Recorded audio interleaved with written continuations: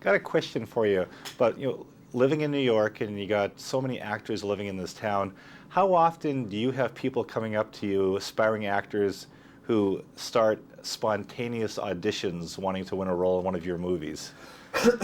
All the time. You constantly meet people, the unlikeliest people.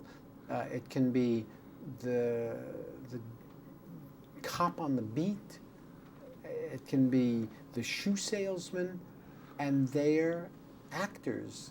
And they, just before you leave, you say, wait 1 second, I just want to get something. And they give you their manila envelope, and it's got their picture in it and their resume, and and they're actors, and it happens all the time with me. It's not so much on the street, although it does happen on the street. I could be taking a walk with my wife or something, and we'll be walking on the street, and someone will come up and say, oh, hi, I love your movies very much. I never do this, but could I just give you this envelope or this tape or this video, or, and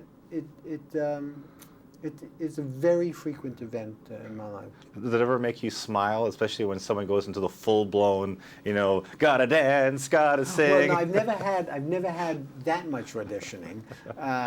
Then I would run for cover if that happened. But sometimes we've wound up using people and things. I mean, that's why I say this, and it will encourage other people to do it. But I must say, if someone gives me a picture, and we don't cast them in the lead of a movie, but if there's some very interesting thing for a project we're doing, I'll give it to Juliet Taylor, and we'll look at it and say, this chauffeur or this cab driver or this, fruit salesman would be great. He looks just like he could play a psychiatrist. I mean, he's perfect.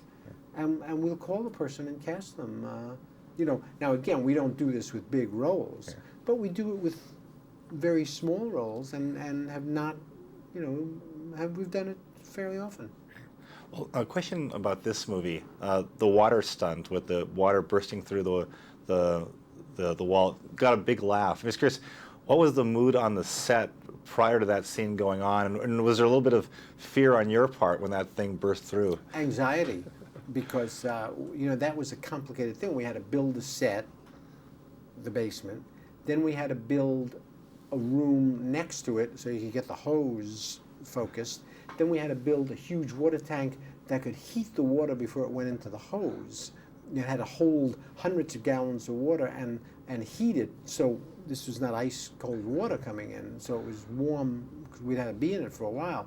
And everyone is very, very anxious, because what happens is if something goes wrong, it takes 2 hours to dry off the room and reposition the wall and all that.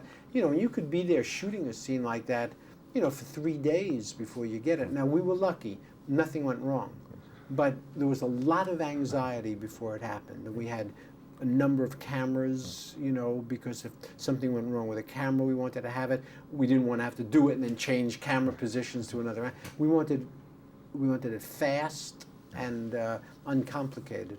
I love the clothes in this film. I'm just kind of curious, though, what kind of outfits did they reject for you in this film?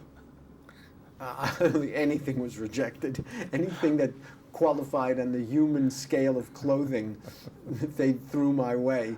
What they wanted for me at first was, shorts and kind of dishwasher clothes. And then when I hit it, they just spent the whole budget on Versace clothes and canary yellow pants and electric blue jackets and polyester shirts and alligator shoes with buckles on the buckles. And I mean, it was the one chance in my life that I'll ever have to wear those kind of outfits.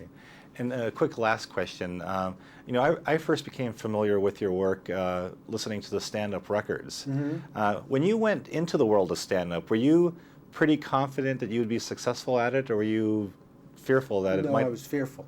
I saw no reason why I would be particularly successful. I thought there was 1 million comics around, and at best I would be one of 1 million guys around.